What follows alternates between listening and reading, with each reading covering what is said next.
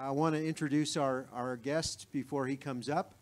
And he's no stranger to most of us, but Cal is a nationally syndicated columnist, radio and TV commentator. For more than 30 years, he's been one of the most popular syndicated columnists in the country. He appears in hundreds of newspapers. He's a regular guest at Fox News and other media outlets. He began his radio and TV and print career at age, guess what, 16. And grew up in Washington, D.C., attended American University, served in the Army, worked as a reporter for NBC, later at CNBC. For many years, he wrote a regular column for USA Today with his friend and political opposite, Bob Beckel. Later, he joined the Fox News channel. He hosted daily radio commentary, heard on more than 300 stations.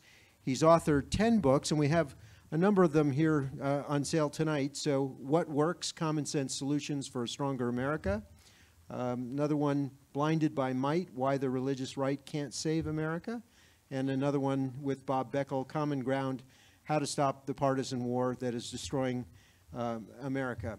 So you can get those here. He's also been a really good friend of former President Bill Armstrong and has been a longtime friend of CCU. He speaks at the Western Conservative Summit. And this year he is a distinguished visiting professor. So would you welcome our friend Cal Thomas?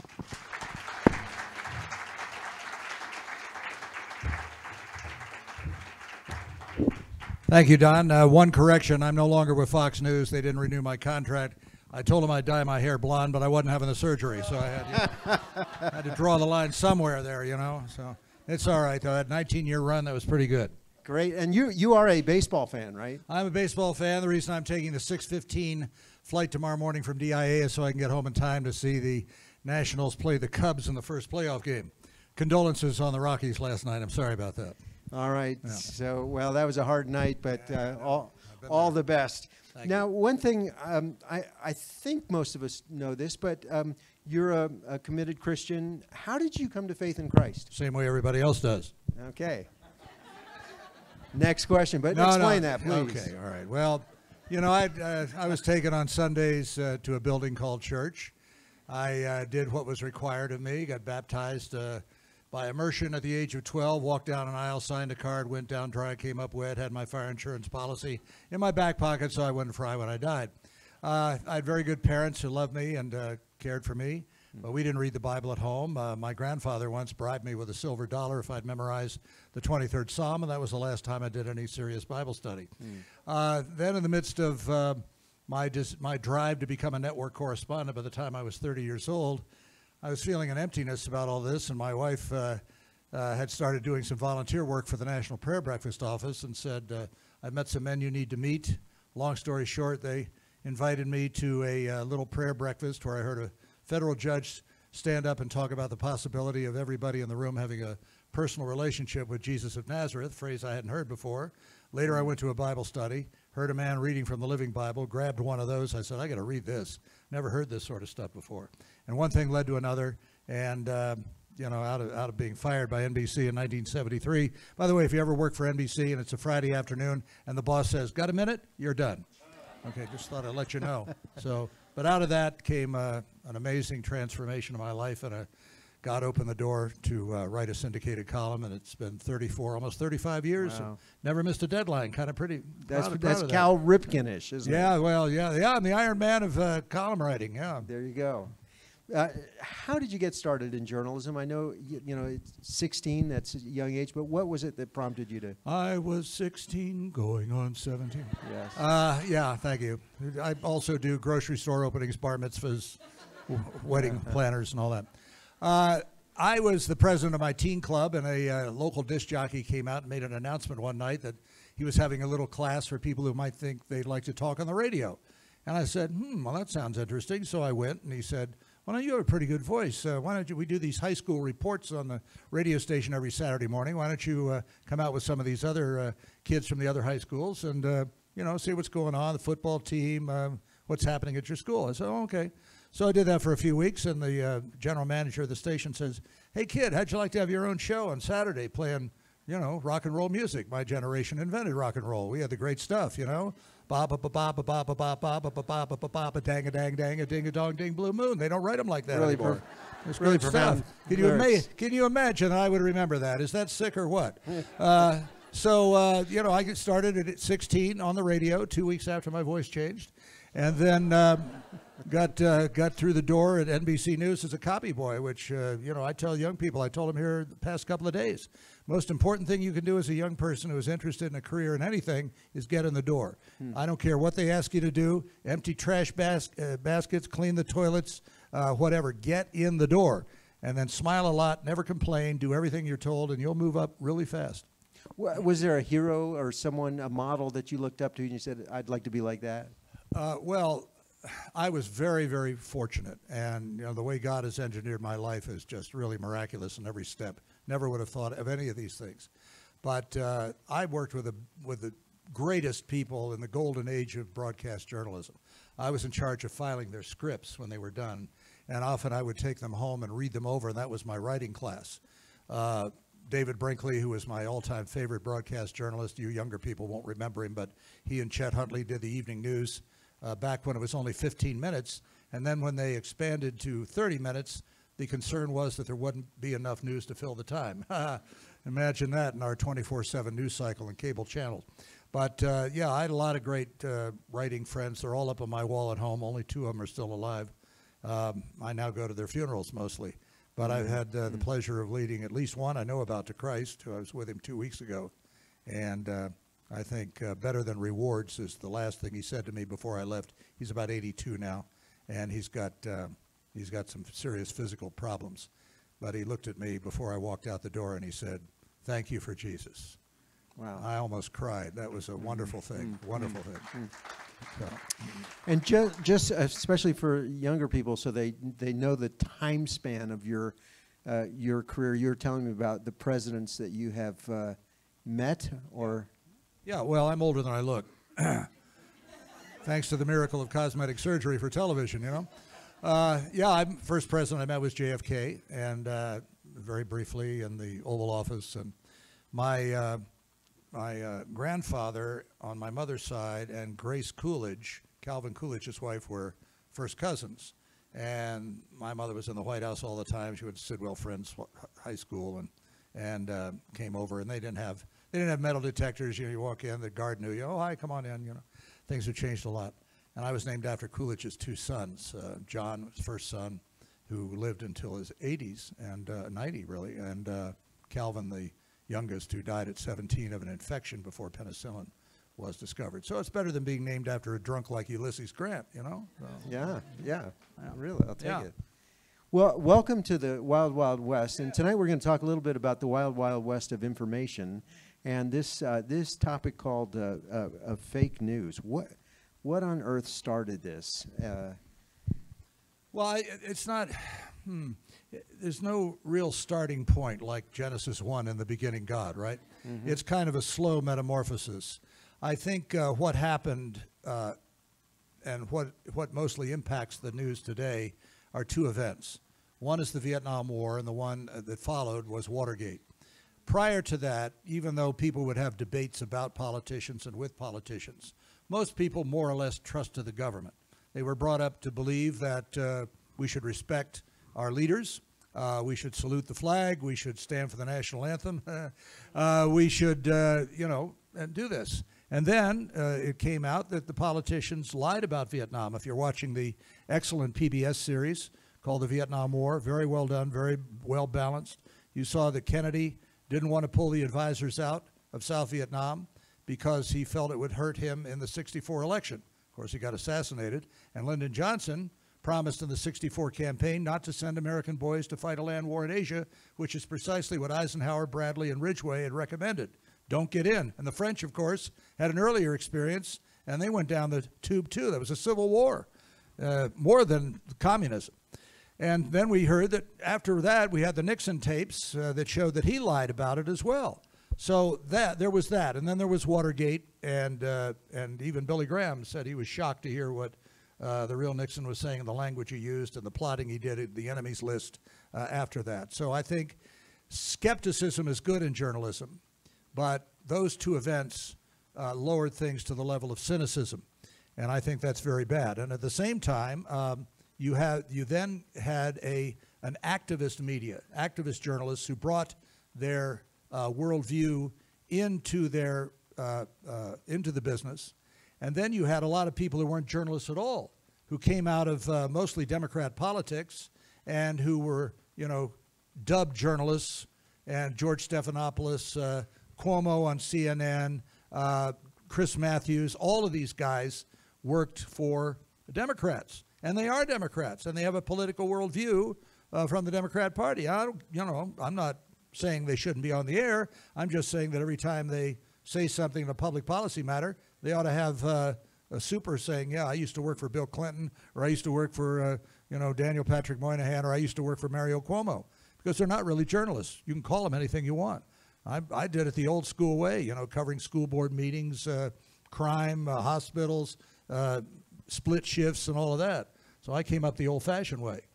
So into this mix, too, you also have the social media revolution where everybody becomes their own publisher, and the decentralizing of authority. That has had an effect on this, too, right? Well, it has. And like everything else, whether it's fire or firearms, things can be used for good or for ill, depending on the intention of the individual.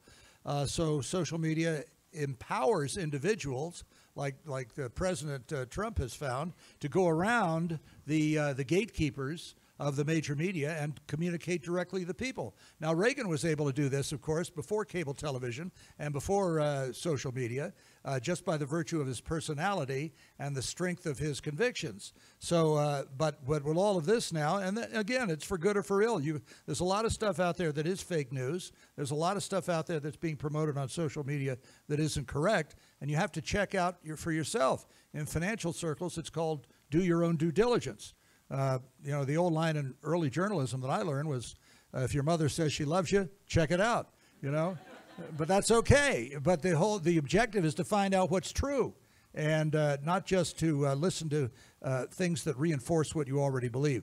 What really bothers me about modern so-called journalism and communication is that most people now tune in or read only those things that reinforce what they already believe. Now, I listen, and I watch, and I do, but I also read a lot of the other side. Some of my very good friends are liberals and Democrats and pagans, but I repeat myself. No, just kidding. But I want to know not only what they're thinking, but sometimes, they come up with an idea that I haven't considered and that's worthy of consideration. So if you just read things that already reinforce what you believe, then you're not really growing. So. Now, I want to come back to that in a minute, but before we leave this, the subject of what's gone into this swirl of stuff that created a fake, accelerated the whole fake news thing. Postmodernism and sort of post-truth was the word of the year last year for Oxford Dictionary. How does that play into this too?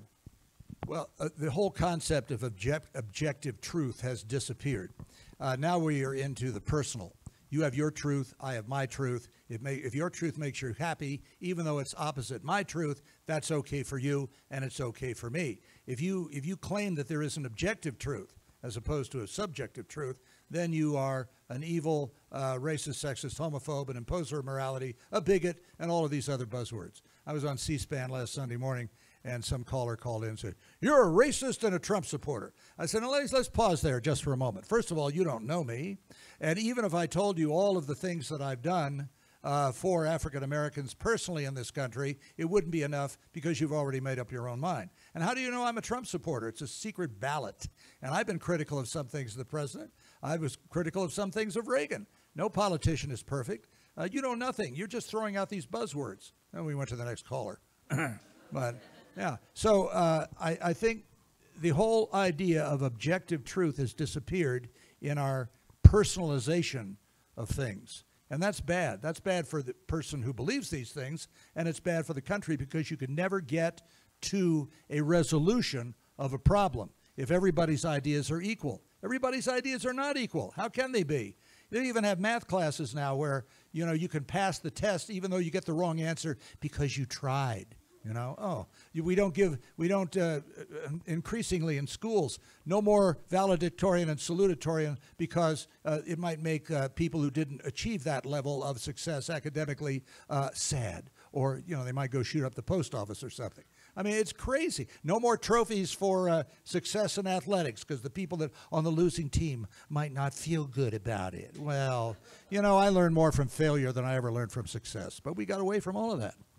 So, you know, it's easy for people out there listening to the news to become a bit cynical too, just thinking, well, if it's all fake news, you know, what's real? What can I trust? So, as a Christian with a Christian worldview, you believe in, you know, truth and false and truth and lies. And so, how do you bring your Christian worldview into this whole fake news subjectivity thing? I mean, how does it help you? How does it? Well, let's just take the you? latest horror in Las Vegas and the mass shooting there. Now, you know, the left is talking about we need more gun laws. And I've said, you know, tell me a law that will control human nature, and I'll be for it. Laws are only obeyed by law abiders. The prisons are full of people who broke the law.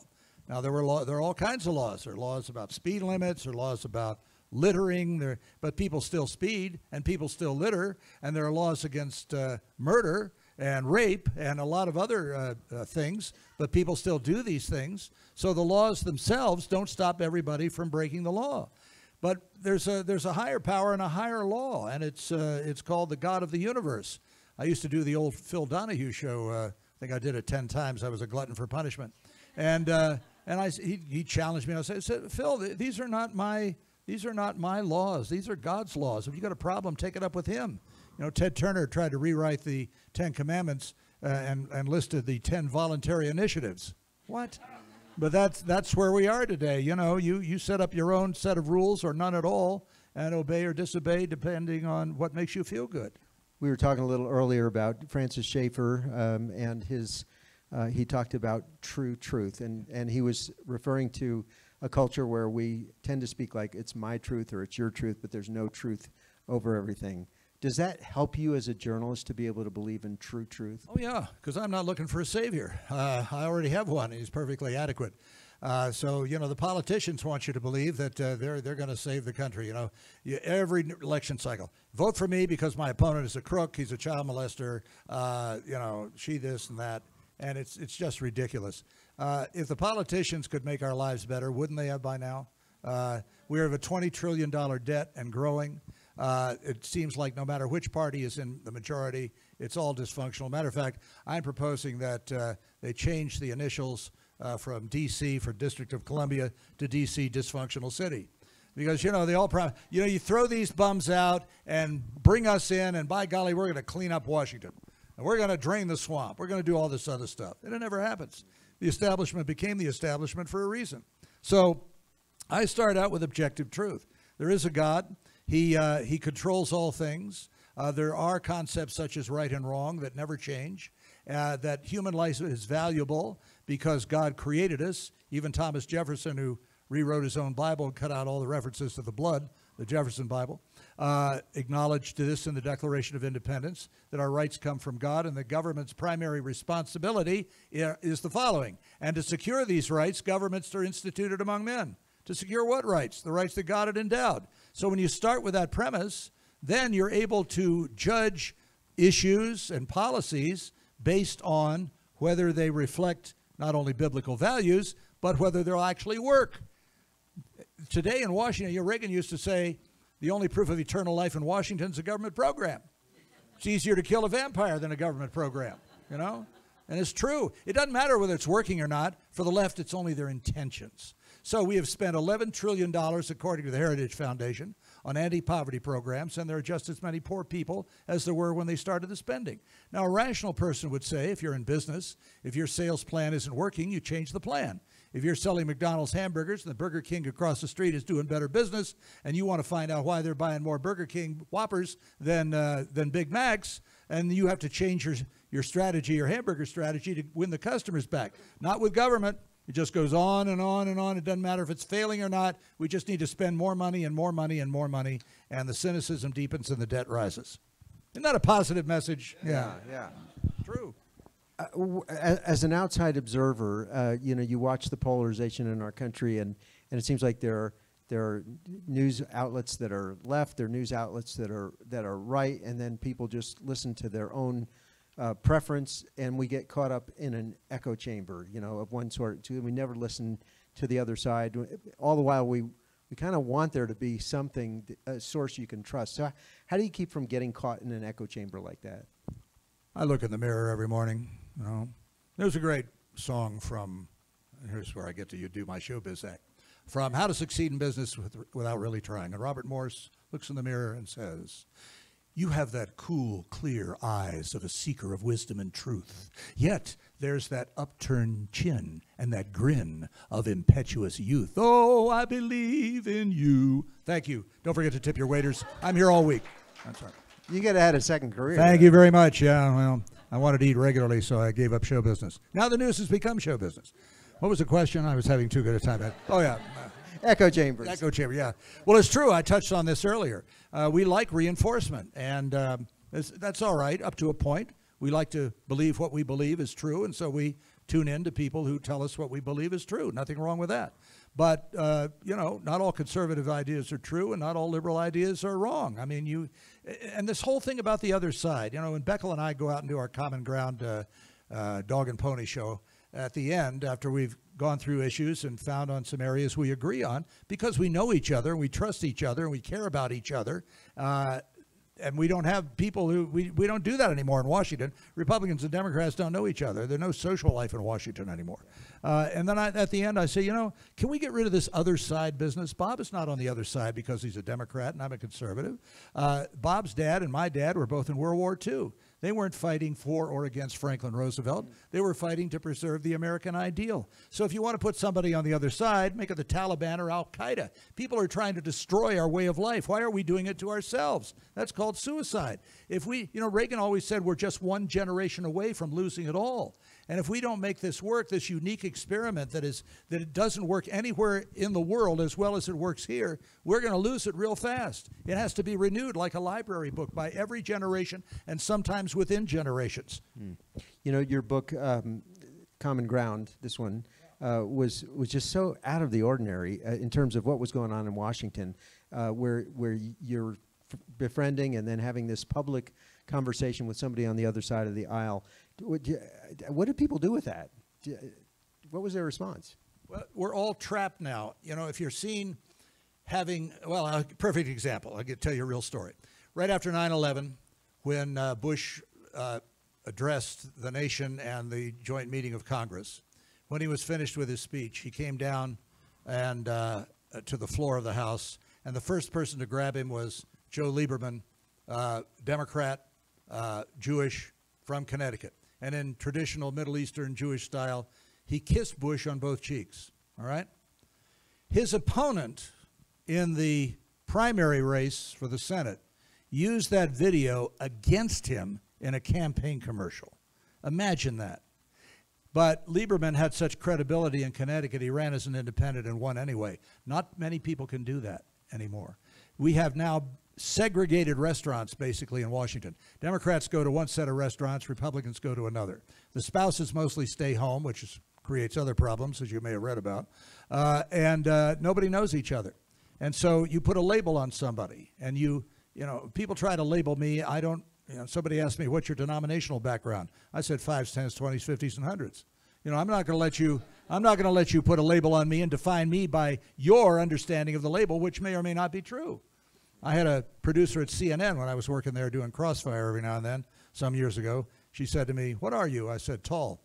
She said, "No, no, no. Where do you go to church?" I said, "I am the church."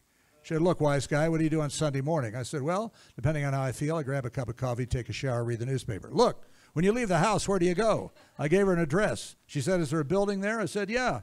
She said, "What's the name of the building?" I said, "What are you getting at?" She said, "I want to know what you believe." I said, "Now we can have a conversation."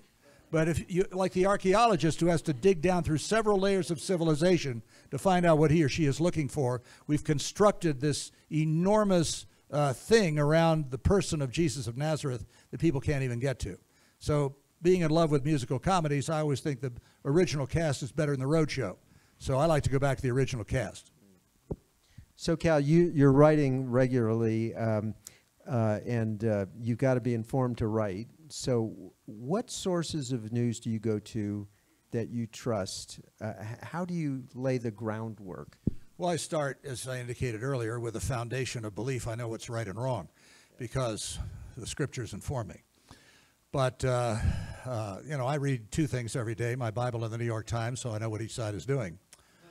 I mean, I read most of the things my friends on the left read. I read the Washington Post, the New York Times, Washington Times, Wall Street Journal, USA Today, and because that's my, you know, business. And then I read a lot of stuff online. I read foreign newspapers, which is great. You know, I can read the Times of London now, 10 o'clock at night. I read the next day's edition, and that's wonderful. But I always, you know, I start out knowing truth from error, right from wrong, and that is a tremendous advantage. Most of my unbelieving colleagues either don't think truth exists, or it exists only in the individual mind, or it can never be found. So I have a couple of steps up on them. Do you watch other, what news programs do you watch? Well, I pretty much special report, because I really like Brett Baer. I think he does a great job. I love the panel. But I'll tune into some of the others. But there's really not much point in tuning into some of the evening broadcasts if I've read the New York Times that morning, because it's basically what they are and what they cover. And then, of course, they always have this human interest story that involves a dog, a crying woman, or you know, somebody who's a bigot. So I pretty much know how these things are constructed, because I was in it for a long time. But you know, I know what they're going to say, so I don't have to spend a lot of time on it. Great. Let me just say that in a few minutes I'm going to open it up for questions. So if you have a question for Cal, just be thinking about that. But I could go on all night. But we are going to be done by 8 o'clock. I could have danced this evening. all night. Yeah. No, I couldn't do that. My wife will tell you. She said it's hopeless. But journalism. I know we have some students here that aspire to be journalists. And given all that we've been talking about, the echo chambers and the fake news and all that, is it still a viable, I mean, are you still a believer in journalism? And tell us about that. Yeah, well, this is the freest country, even in Britain. You know, you say certain things against a public figure and you can be hauled into the Royal Crown Court and sued. But this is the freest journalistic country in the world. I still think it is a noble profession. I do love it. I practice it, I hope, the way my mentors taught me. I'm an opinion writer now. I was a reporter for half my career, so I can have opinions and put them out there, and people know where I'm coming from. But the best preparation to be a journalist for young people thinking about it is not only counseling, but is history. Because, you know, as Ecclesiastes says, there's nothing new under the sun. Everything you think has been thought before. Everything you do has been done before. So I was in Istanbul this summer, and I'd never been there, so naturally I got a guidebook. I wanted to find out, you know, restaurants, tourist things, and I had faith in the guidebook because I know the people that put it together had been there. Okay, so I know that the scriptures are written by people like Solomon, inspired by the Holy Spirit, who's been there, wrote Ecclesiastes, nothing new under the sun, everything's meaningless apart from God, a chasing after the wind. And after he had test marketed all these ideas that people said would make him happy, he said at the end, I hated life because everything I had gained under the sun I had to leave to the one who came after me. That's called an estate sale, right? So all of it's there. I mean, why would you just, you know, crawl out of the womb and figure that you're the first generation that ever lived and you have to discover all this stuff for yourself when it's all been done before? It's all been done for you. All you have to do is learn from them, from history. Unfortunately today, the closest we get to history is the instant replay, and that doesn't teach you anything. So study history, find out who was successful in economic policy, foreign policy, and every other policy, update it as necessary for modern times, and move forward. You'll save a lot of time and keep yourself from a lot of mistakes. Yeah. So I sometimes wonder, you know, in our Twitter age where it seems like communication forms are getting shorter, and sometimes people say editorials are too long. You know, what is there a future for editorialists and longer form communication? Well, I hope so, at least for another 5 years for me. Well, you know, they're always going to be there's smart people out there, and you know, when you're, I mean, I think some of the best columns and editorials are in the Wall Street Journal these days. The writers, well, Brett Stevens went over to the New York Times, where he's quickly being liberalized, in my view, over there. But you've got McGurk, you've got Peggy Noonan, you've got I just read him this morning. I can't remember his name now. Anyway, and Paul Gigot, who's the editorial page editor there, has done a remarkable job with a tremendous page. And So I always read their stuff because it's worth reading. I mean, if you give people stuff that's worth reading, they're going to take the time to read it. Just give them junk or rehash the same old, stereotypes and cliches. They're not going to spend much time on it. Okay, but for especially for young people, no, for everybody here, it seems like our attention spans are growing shorter. And I lay some of the blame at USA Today when they started shrinking things, but then Twitter went even further, and so we don't we're not probably going to read the Wall Street Journal, or we're slow to read this. So what challenge would you give, especially to young people, to break out of that? Well, it started before USA Today. I mean, television, when I was working at NBC, when I first started in the early 60s, that'd be 1960s, not 1860s, the sound bites were sometimes 45, 50 seconds, even up to a minute. People could complete their thoughts. And now they're down to 5 and 6 seconds. And it's basically a reinforcement of short attention spans. But people are busy. We got a lot of stuff to do. We got to take the kids to soccer practice, violin, ballet. We got to fix dinner, decide where we're going to eat out or whatever. So people have a lot of pressure on their lives to fill their 24-hour days with all kinds of other stuff. And so if they can get the information in a shorter way, like instant coffee, for example, then they're going to go for that. But again, it's like if you have a choice between fast food and a gourmet dinner, a balanced dinner, the balanced dinner is going to be better for you, but sometimes all you have time for is the drive-through at Burger King. So, but it's like anything else. You know, you don't get in shape physically by watching an exercise video.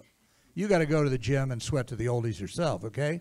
So you're not going to get properly informed and proper brain exercise by just reading little snippets. You got to go deeper. Imagine if your surgeon who's operating on you had a USA Today approach to surgery.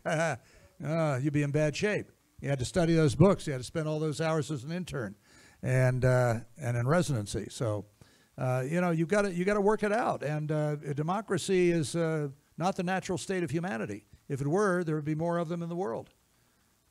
All right, in a minute, my last question for a while, so get ready. And if you have a question, maybe just stand, and I'll come to you with the mic. How if you're reading all this stuff, you're reading all these sources and everything, how do you keep a Christian mind and worldview so that you don't kind of go from viewpoint to viewpoint? Well, my editors have been very good. The editors of the papers that take my column, most of them I would say are liberal. But when I started building the column, I went around and in many cities. One year I had 72 speaking engagements. And in each one I visited the editorial page editor, and they all told me I'd never been visited by a columnist before. So I was face-to-face, door-to-door. I joined some of their organizations and associations. I went to their conventions. I made friends with them. I used to send them Christmas or Hanukkah cards. And I'd call them every now and then, see how things are going. It's the old personal relationship thing. And I think that makes a big difference. Now, as far as being a follower of Jesus, you know, the great late Dr. John Stott taught me a great lesson years ago when I asked him about a story I was covering in Houston as a local reporter. They were debating whether to zone out some of the dirty bookstores, as we called them then, and this preacher came in with a 40-pound King James Bible, and he was going to testify before the city council, plunked it down, started quoting scripture. Now, I said there was nothing wrong with what he said, but the city council ignored him because they didn't care about any of that. What should he have done? And he told me, he said, God's principles work whether you acknowledge their source or not. So you will see me, like, if you read my stuff, calthomas.com, you will see me as Martha Williamson did when she was executive producer of Touched by an Angel for 9 seasons on CBS, work in little concepts and sometimes verses or paraphrases of verses that the editors who may be secular don't understand where they come from, into my writing. And I think, you know, you can't be preachy about it, but you can work in subtly that resonates with believers and that maybe informs unbelievers about a worldview they may not have considered. So that's how I do it. All right, we got 2 mics that are roving, so come on over here. And come on down. Jamie is going to come, and then we'll get the next one on the other side. Tell me who you are and where you're from. William Watson. I'm a professor of history specializing in Western civilization. Wow, so you like my remarks about history, right? Of course. Good. I would like you to address your thoughts on the current condition of higher education, Middlebury College, Berkeley, and if you feel so led, even Antifa.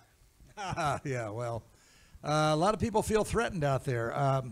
You know, these schools who were bastions of free speech turned out not to be in favor of free speech at all. Berkeley, of course, the home of the free speech movement in the 60s.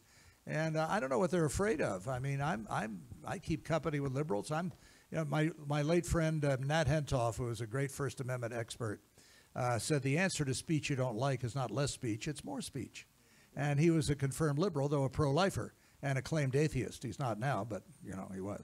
It's a little late. But anyway, I used to say to him, I said, Nat, we're happy to have you on the pro-life side, but as an atheist, you don't have a base for your belief, you know, because you don't believe in God. So anyway, I introduced him once at a function in San Francisco. I said, now, Nat says he's an atheist, but then he got up and he said, well, actually, I'm an agnostic. I said, well, praise the Lord, we're making progress. You know. So I think they're being anti-intellectual, they're being anti-free speech, and they're being anti-academia. And it's a very sad thing to say because universities, certainly when I went, were supposed to be platforms where all points of view would be considered. That's why you're there, to learn. And now the inmates are running the institutions. It's pathetic. That's why, you know, a lot of parents send their kids to these universities where professors are trained to do away with their faith and undermine their values, and they come home as intellectual and spiritual zombies. The parents have paid 40 grand and they're getting back a kid they don't even recognize. Why would you do that? I don't know. And there are plenty of good schools like CCU and others that reinforce and instruct in the truth based on God's word. So anyway, thanks. Don't you love David McCullough? He's one of my favorite modern history writers. Great stuff. Yes. Mr. Thomas, Yes, what sir. happened to Charles Krauthammer? I don't know. I called his office the other day and got the voicemail, but he had surgery of some kind. You know, he's been in a wheelchair ever since he broke his spine from a swimming accident many years ago. He's an amazing man. I greatly admire him for he's overcoming his handicap, and he doesn't want pity. He doesn't want sympathy. He's got a tremendous mind, and he's not a believer, but he's heard the gospel, and you know what he does with it is between him and the Holy Spirit. But a great guy, and I always listen to what he has to say. Yeah, thank you. Yes, ma'am. Hi. Yeah. What is your name? Charlotte. That was my wife's first name. I like that name. Where are you from, Charlotte? I'm from Colorado, fourth generation. Wow. Impressive. I'm a journalist, have been for about 35 years. And I want to thank Mr. Thomas so much for sharing this evening with us. I have a question because I know being an investigative reporter can be a lot of fun. It isn't all struggle and you know, difficulties and challenges. Could you share with us some of the more amusing anecdotes that you've experienced as a journalist in the past? Wow. Well, that's hard because, you know, as a columnist, most columnists will tell you that as soon as they write something, they put it out of their mind and start focusing on the next one. And it's true. I have to go back and look what I wrote last week because I don't remember. Sounds like preachers. Yeah, there you go. Yeah. I mean, the really neat part of this business, and I think it is unique, is that you get to meet all kinds of interesting people from all backgrounds and persuasions, from all careers. I mean, because I love show business from the beginning, I've met a lot of really incredible, fine actors, actresses, singers, dancers, and you know, people always ask me for the interview I love the most, expecting a king or a president, and I tell them to go home tonight and go on YouTube and type in my name and Julie Andrews, and you'll see the biggest suck-up interview you've ever seen in your life. Because I stalked her for 40 years before she finally gave in and met with me. But I never give up, and I have the tape to prove it.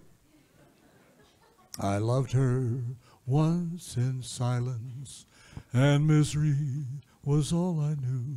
Wait till I start channeling Elvis, you'll all be screaming. Hi, Mr. Thomas. I'm Kathy Sullivan. I'm originally from Omaha, Nebraska, but have been here over 20 years since college. And I was curious, you'd referenced during World War II, of course, they were fighting for the ideal of the United States. But how do we align along the ideal of the United States when people are saying it's like, but that's not who we are, and they're redefining it? You know, our national motto is E pluribus unum, out of many one. But unfortunately, in our day, there are people who are seeking to divide us and make us out of one many. So we're now hyphenated Americans. We're African Americans, we're Asian Americans, we're whatever. The only thing Whoopi Goldberg ever said that I agreed with on The View was, I'm not African American, I'm an American. And I said, well, God bless you, Whoopi. I mean, how many people say that anymore? And, you know, the whole idea of America when the major immigration was occurring at the turn of the last century was the melting pot. People came here from, you know, Jews, Poles, Italians, Irish, and they wanted their children to be fully American.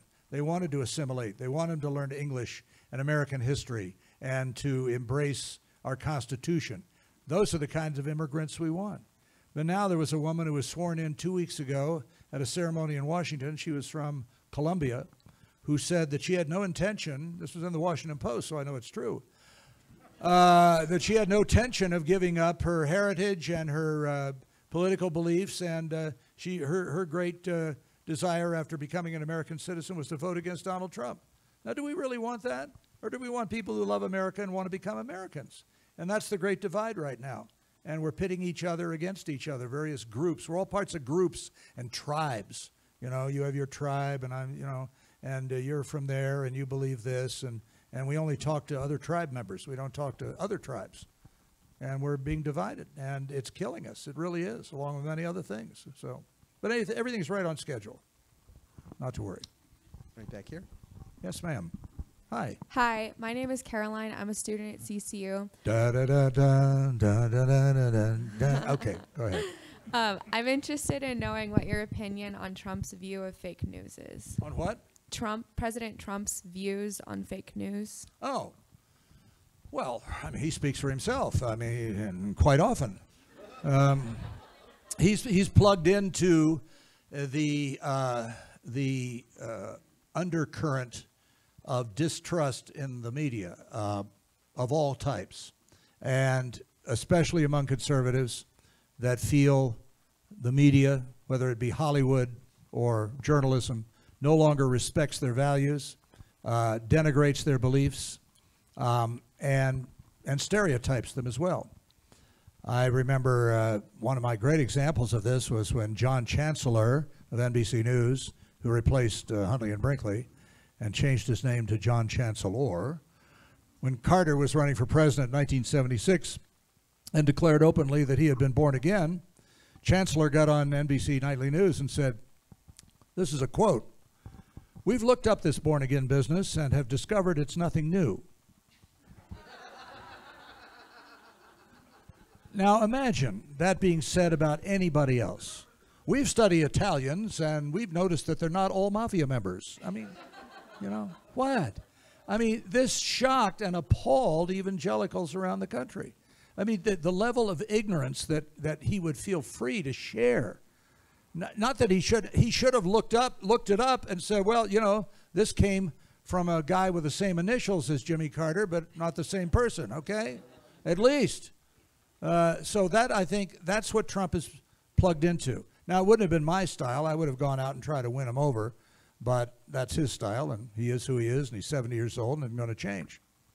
And there's a lot of fake news out there, frankly. They make a lot of it up. The thing that bugs me most as a journalist is all these anonymous sources. You know, and I don't know whether Rex Tillerson called Trump a moron in private or not, but the New York Times used 3 anonymous sources, so you can't check the validity of it. People can say whatever they want. And you know, if the Times doesn't check the validity and prints the charge, that's just irresponsible journalism, in my view. Good question, though. Over there. Hi, my name is Abigail. I'm also a student at CCU. I'm Wait a from minute. Colorado. Abby what? Abigail. Just Spell it. Abigail. Oh, Abigail. Sorry. Okay. Sorry. Probably some kind of new age thing. I don't know. No. Okay, No. All right.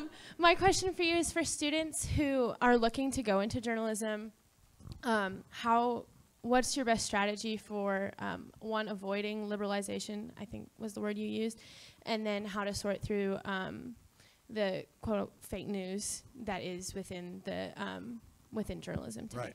Well, again, history's the best preparation, and then read good writers you respect. They won't always be ones you agree with. Some of the best writers I've known are liberals. One of my favorites was Frank Rich, who was the chief drama critic for the New York Times for many years. He's gone off now to Hollywood, and he's one of the executive producers on Veep with Mary Louise Dreyfus, you know, and who managed, you know, this is the political thing that people hate. She announced the other day, you know, she was dealing with breast cancer, and that's why we need universal health care. Oh, shut up, you know. Anyway, these people think they're political experts. So history's the best preparation. Read good writers, including ones you may disagree with or have another point of view. And then again, if you can get in the door of a newspaper or radio station or television station, you'll learn far more on the job. And then you'll learn that older people love to give advice because older people gave people like me advice. And we want to replicate it to younger people like yourself, passing it along. So, you know, you can shortcut a lot of mistakes when you can find out from older people, more experienced people, how they made it and what you can do. Now, you know, be a servant. Get in the door. Never complain. Be cheerful.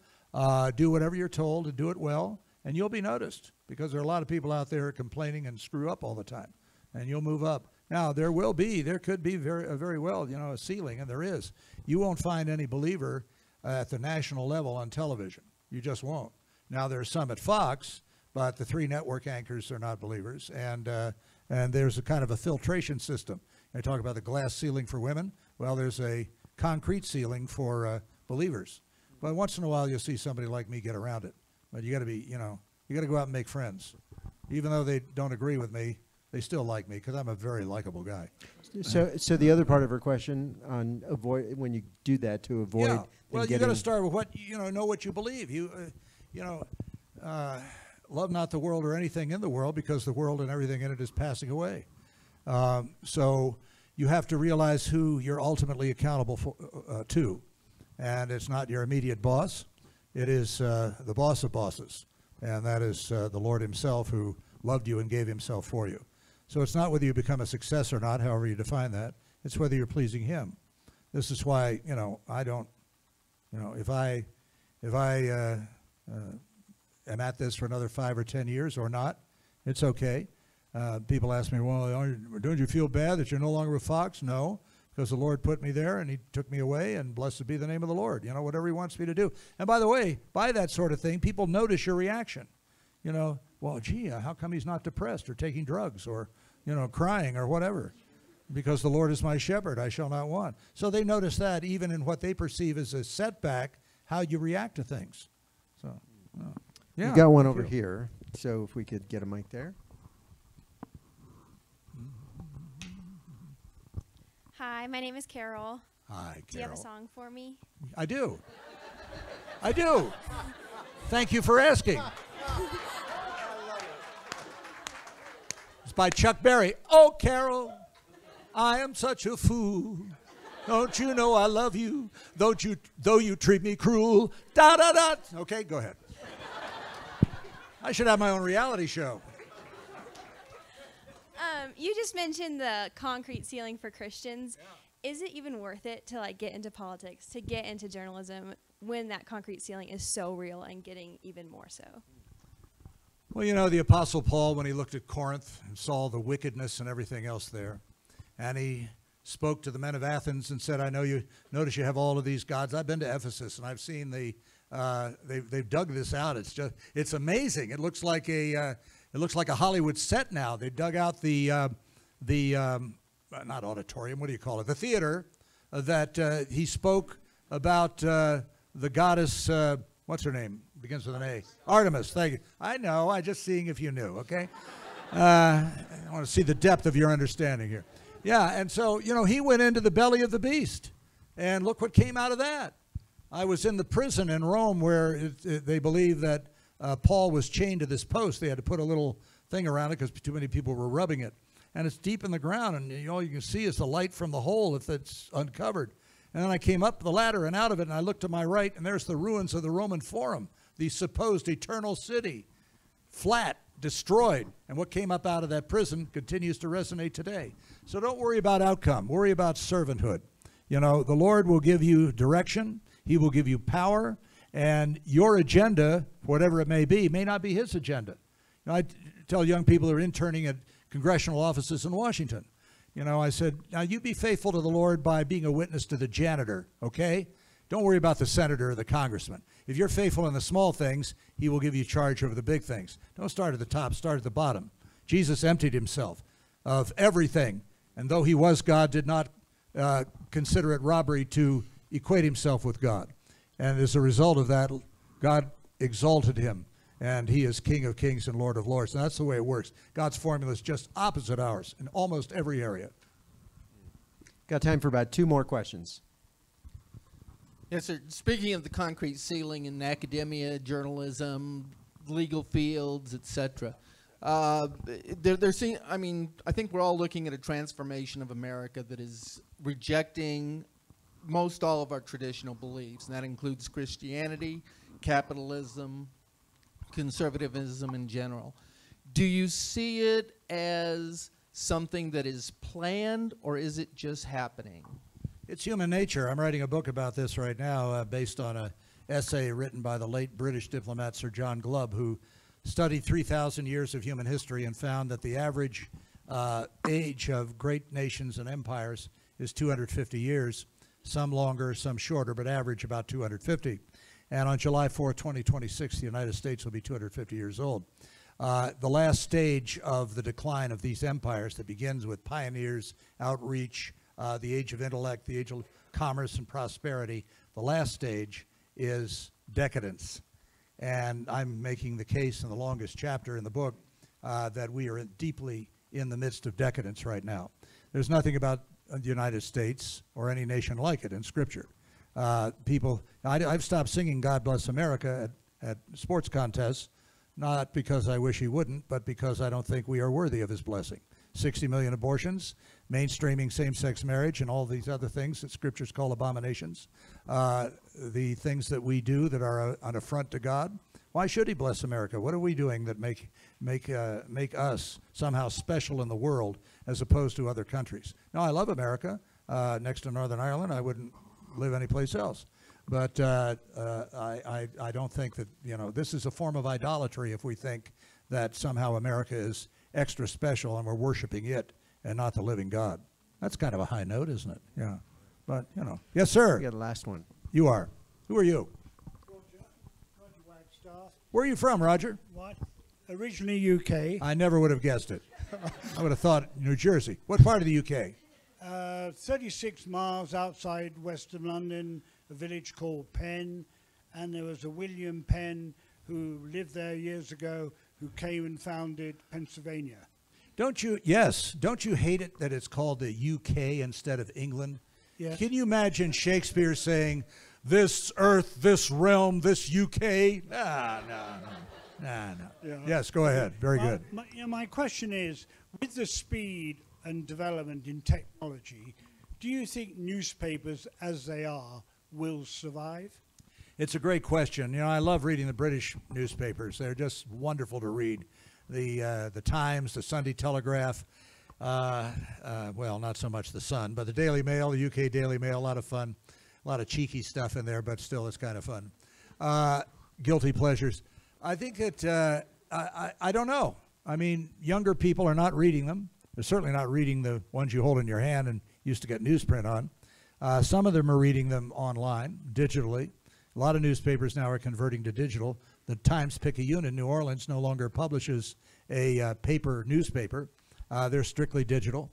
But I think it's very important for people, as biased as some journalists are, to read newspapers because they are really the record of what is going on in America, or at least some of what's going on in America. A friend of mine says that the greatest power of the media is the power to ignore the stories they don't cover, the things they cover up or that they don't pay attention to.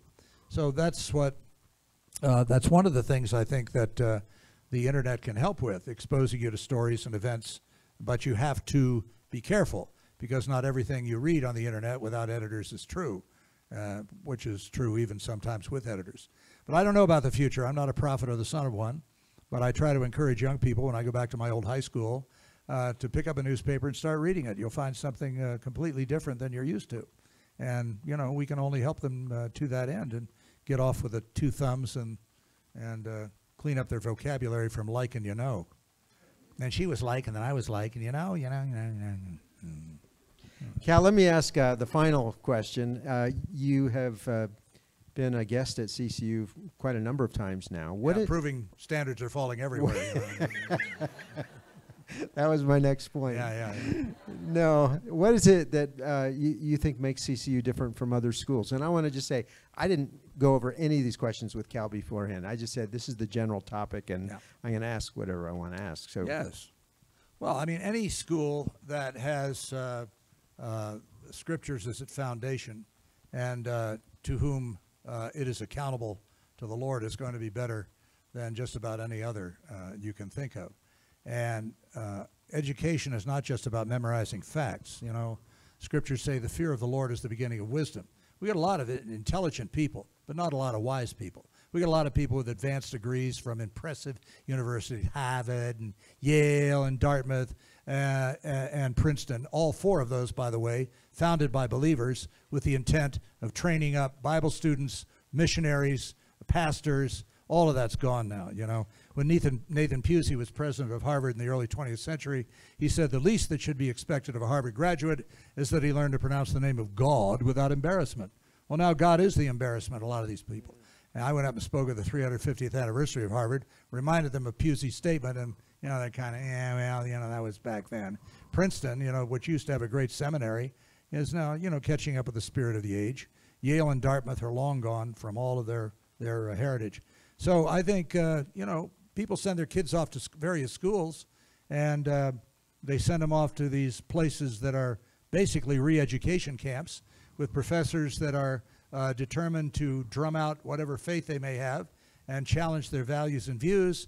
And then they come home at Christmas time and sit down at the holiday table and start spouting all this left-wing stuff, and the parents think that they've been invaded by a foreign power. Well, why would you do that and pay $40,000 a year to undermine your child's faith and your values? It's crazy, especially when you have a school like CCU that reinforces your faith and values. That's the amazing thing to me. So that's why I think the uniqueness of this fine university is, and that's why I'm happy to endorse it and occasionally show up here. So thanks very much for having me. I'll sign books outside. Great for Christmas, Hanukkah giving, and for your atheist friends, April Fool's Day. All right. Hey, let's give it up for Cal. Thank you so much for being with us tonight. Thank you for being with us. God bless you. God bless CCU. Good night.